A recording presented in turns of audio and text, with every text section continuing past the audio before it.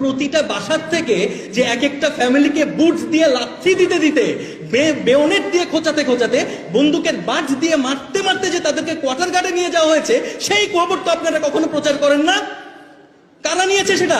ইন্ডিয়ানরা নিয়েছে নাকি শেখ হাসিনা নিজে এসে নিয়েছিল? বলা হচ্ছে যে যারা কিনা মৃত্যুদণ্ড প্রাপ্ত আসামি এবং যাবজ্জীবন প্রাপ্ত আসামি তাদেরকেও ছেড়ে দিতে হবে। এটা কি ধরনের কথা?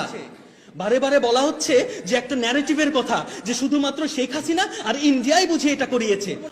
আমরা বিচারের দাবি করবো না আজকে, কারণ আমরা চাইবো যে জনগণ এবং মিডিয়া এই জিনিসটা নিজেরা বিচার করুক যে আসলে তারা কাদেরকে নিরপরাধ বলছে, কি করে হয় তারা নিরপরাধ।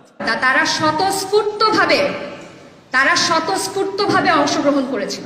আমরা দেখছি বৈষম্য বিরোধী ছাত্র আন্দোলন, তারা হয়তোবা ওই সময় অত্যন্ত ছোট ছিল, কিন্তু তারা এই জিনিসটাকে কোথায় ঘুরিয়ে নিয়ে যাচ্ছে, তারা খুনিদের সাথে কিভাবে করে দাঁড়ায়।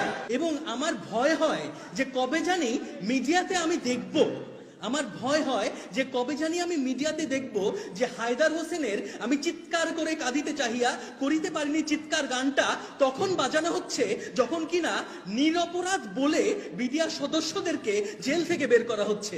কারণ খুব দুঃখ সহকারে আমরা দেখছি যে তারা যখন জেল থেকে বের হচ্ছে তখন আপনারা পেছনে খুব দুঃখজনক ব্যাকগ্রাউন্ড মিউজিক দিয়ে তাদেরকে হাইলাইট করা হচ্ছে। কি কারণে মনে হলো আপনাদেরকে যে আপনাদের মনে হলো যে তারা নিরপরাধ? আমাকে বলেন কিভাবে করে তারা নিরপরাধ হয়? এতগুলো মানুষ, আপনারা বলতে পারেন এতগুলো মানুষ কি খুন করেছে? না, এতগুলো মানুষ খুন করেনি। তবে একটা মানুষ ছাড়া, একমাত্র সুবেদার মেজর নুরুল ইসলাম ছাড়া একটা মানুষ তারা প্রতিবাদ করেনি। অস্ত্র সবাই তারা লুট করেছে, তারা ফায়ার করেছে, এবং সেগুলো তো আসলে আপনারা মিডিয়ারাই কভার করেছিলেন। হঠাৎ করে কি হলো আপনাদের? এটা তো এভিডেন্ট।